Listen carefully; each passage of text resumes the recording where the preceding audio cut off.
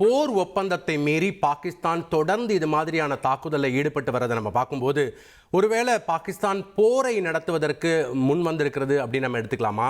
India இதை எப்படி சமாளிக்க போகிறது? இந்தியாவுடைய அடுத்த கட்ட நடவடிக்கை என்னவாக இருக்கும்? இந்தியா திரும்ப திரும்ப சொல்லி வரக்கூடிய விஷயம், போரில் எங்களுக்கு விருப்பம் இல்லை, உண்மையான விருப்பம் என்பது இல்லை, நாங்கள் பதற்றத்தை அதிகரிக்க விரும்பவில்லை. ஆனால் ஒருவேளை பதற்றத்தை அதிகரிக்க பாகிஸ்தான் விரும்பினாலோ அல்லது பதில் தாக்குதல் நடத்தினாலோ தவறான நடவடிக்கையில் ஈடுபட்டாலோ இந்தியா பின்வாங்காது, நாங்கள் திருப்பி தாக்குவோம் என்ற தகவலை இந்தியா திரும்ப திரும்ப கூறி வருகிறது. சர்வதேச சமூகத்திடமும் பல வெளிநாடுகளின் தலைவர்களிடமும் இந்தியா தொடர்ந்து கூறி வருகிறது. அந்த நிலைப்பாட்டில் இந்தியா உறுதியோடு இருக்கிறது.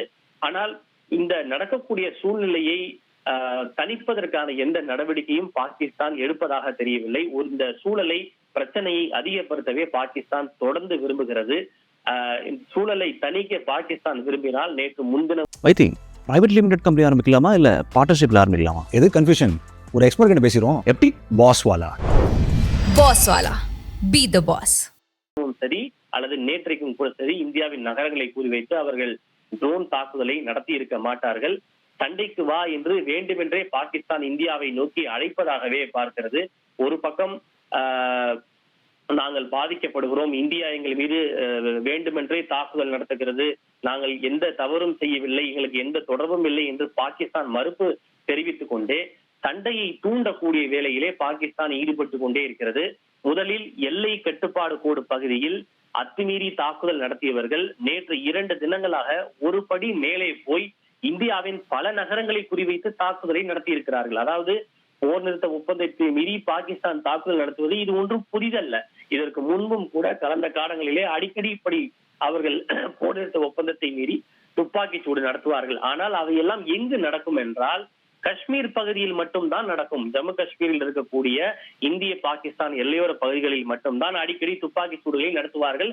அதற்கு இந்திய ராணுவமும் பதிலடி கொடுக்கும். பின்னர் ராஜாங்க ரீதியிலே அவர்கள் பேசுவார்கள். 2 நாடுகளுடைய ராணுவ அதிகாரிகளை பேசி பதற்றத்தை தணிப்பார்கள். ஆனால் 2 நாடுகளாக என்ன நடக்கிறது என்பதை நாம் நேரடியாகவே பார்த்து கொண்டிருக்கிறோம். எல்லை பகுதியை தாண்டி இந்தியாவுடைய பல மாநிலங்களுக்கு உள்ளே வந்து அதுவும் ட்ரோன் தாக்குதல். அந்த ட்ரோன் கூட சாதாரண ட்ரோன்கள் அல்ல, அவை ஆயுதம் ஏந்திய ட்ரோன்கள், வெடிப்பொருட்களை ஏந்திய ட்ரோன்கள் என்று சேதத்தை விளைவிக்கும் நோக்கத்தோடு அந்த தாக்குதல் நடத்தப்படுகிறது.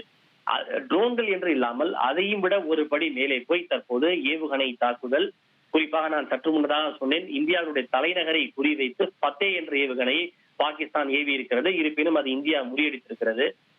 இப்படி தொடர்ச்சியான தூண்டுதல் நடவடிக்கையிலே பாகிஸ்தான் ஈடுபட்டு வருகிறது. எனவே பாகிஸ்தான் இந்த போரை விரும்புகிறதா இல்லையா என்பதை நாம் கூற முடியாது. இருப்பினும் பாகிஸ்தானுடைய நடவடிக்கைகள் பாகிஸ்தான் போரை விரும்புகிறது என்றுதான் நாம் எடுத்துக்கொள்ள வேண்டியதாக இருக்கிறது. பாகிஸ்தான் நடவடிக்கைகள் அதை தான் காட்டுகிறது. இதனால் பாதிப்புகள் ஏற்படும் என்று பாகிஸ்தானுக்கும் நன்கு தெரியும்.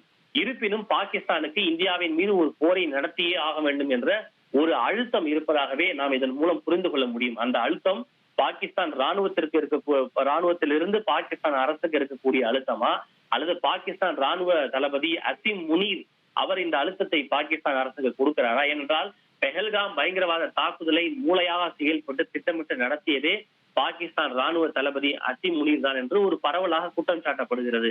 அவர்தான் லஷ்கர்-இ தைபாவை மூலமாக இந்த பெஹல்காம் தாக்குதலை நடத்தி இருப்பதாக தொடர்ச்சியாக குற்றம் சாட்டப்படுகிறது. எனவே பாகிஸ்தான் ராணுவ தளபதி அசிம் முனீர் பாகிஸ்தான் அரசுக்கு இந்த அழுத்தத்தை கொடுக்கிறாரா அல்லது வேறு ஏதேனும் இந்தியாவின் வளர்ச்சியை பிடிக்காத சர்வதேச சமூகங்களின் அழுத்தங்கள் இருக்கிறதா அல்லது பயங்கரவாத அமைப்புகளுடைய அழுத்தங்கள் பாகிஸ்தான் அரசுக்கு இருக்கிறதா என்று தெரியவில்லை. ஆனால் பாகிஸ்தான் மீது, இந்தியாவின் மீது பாகிஸ்தான் ஒரு குறுகிய கால போரை நடத்தியே ஆக வேண்டும் என்ற ஒரு அழுத்தம் இருப்பதாகவே பாகிஸ்தானின் இத்தகைய நடவடிக்கையின் மூலம் நாம் புரிந்து கொள்ள முடிகிறது. அப்படி இல்லை என்றால் இந்தியாவில் அப்பாவி பொதுமக்களை குறிவைத்து அவருடைய கடைகள், அவருடைய வீடுகள், அவருடைய உட்கட்டமைப்புகள், அவர்களின் சொத்துக்கள் ஆகியவற்றை குறிவைத்து பாகிஸ்தான் தாக்குதலை நடத்தி இருக்க மாட்டார்கள்.